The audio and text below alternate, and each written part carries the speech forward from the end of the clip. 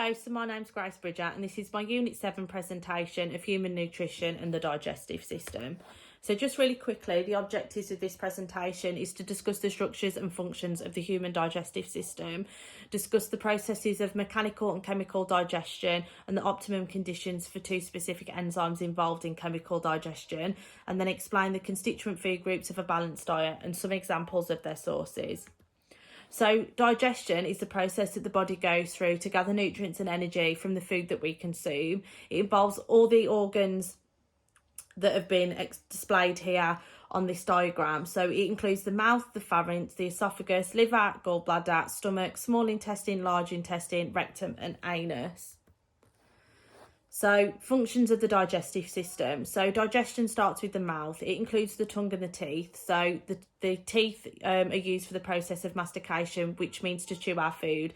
So the teeth will physically break down the food and then the tongue will roll this into a bolus, which is then passed to the pharynx.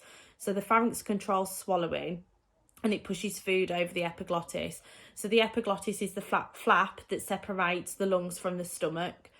And then this will then get passed to the esophagus. So the esophagus is around 25 centimetres long and it's a channel where food passes down from the pharynx to the stomach. This can be aided by gravity, or the esophagus can contract and constrict to help push food down. The liver, so the liver produces bile, which contains water, salts, cholesterol and bilirubin pigment, and this is useful for the breakdown of fats. So once the liver has produced the bile, a sufficient amount, it'll get stored in the gallbladder until it needs to be used in the stomach. So the stomach is a hollow organ. It contracts and constricts to mix food with gastric juices into a liquefied consistency, which is then known as chyme. The chyme will pass down to the small intestine. So the small intestine is around 7 meters long and it contains 3 parts: the duodenum, jejunum and ileum.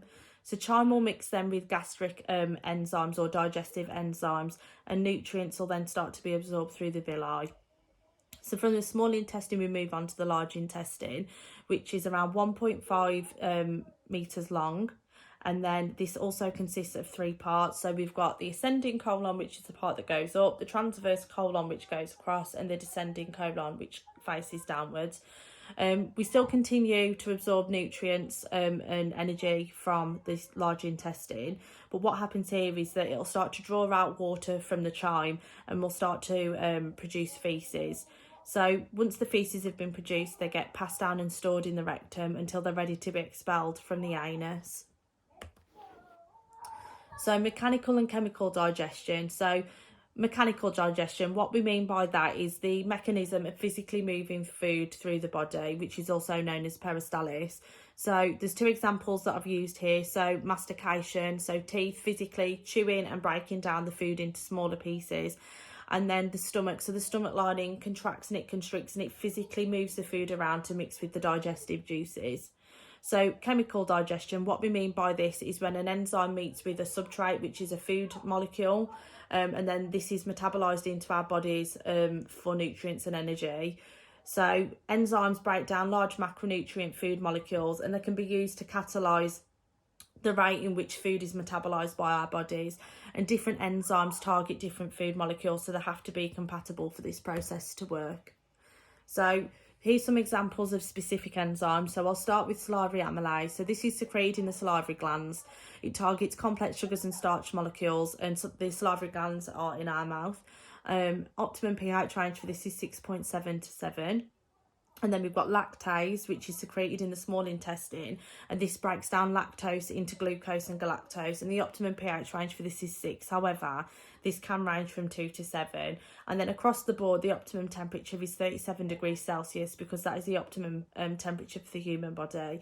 And then just here I have included a diagram of an enzyme, a substrate, so a food molecule, and an active site. So on the enzyme, we've got here the active site, and these are the substrates. So as you can see here, the substrates need to be in a compatible shape with the enzyme for this to then be metabolized by our bodies.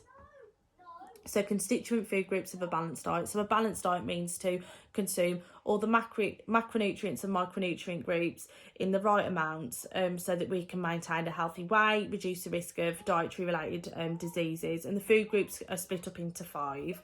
And then just to move on really quickly here, so it's recommended that the macronutrient groups are consumed in specific percentages by anyone over the age of 5. So we want 55% of our diet to be carbohydrates, we want around 15% of our diet to be proteins, and about 30% of it to be fats. The fats can be further broken down, so we want around 20% of unsaturated fat and around 10% of saturated fats in our diet. So group 1, meat, fish and alternatives, so beef, chicken, fish, eggs, beans, pulses and nuts. So these are a really good source of protein, which we need for growth and repair. And they're also a really good source of zinc and iron. So iron's really good for hemoglobin production, which is our red blood cells. Group 2, bread, other cereals and potatoes. So here we're talking about bread, pasta, potatoes, rice. So these can be split into 2 groups. So you've got refined carbohydrates and unrefined. Refined tend to be our white varieties, which are higher in sugar.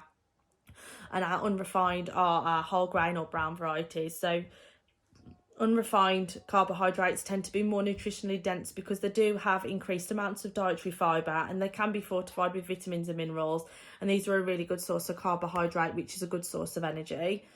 Group 3, fruits and vegetables, so carrots, lettuce, apples, oranges. So these help provide the body with vitamins and minerals, as well as being a really good source of dietary fibre.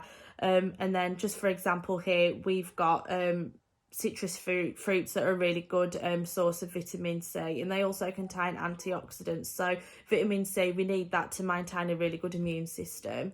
Group 4, dairy and alternatives, so milk, cheese, butter, almond, coconut and oat milks, yogurts. So it's recommended to choose low fat options because they can be higher in fats, and we need to be eating this around 2-3 times daily, and they're a really good source of calcium, which we need in our diet to reduce the risk of diseases such as osteoporosis later on in life and keep our bones really strong.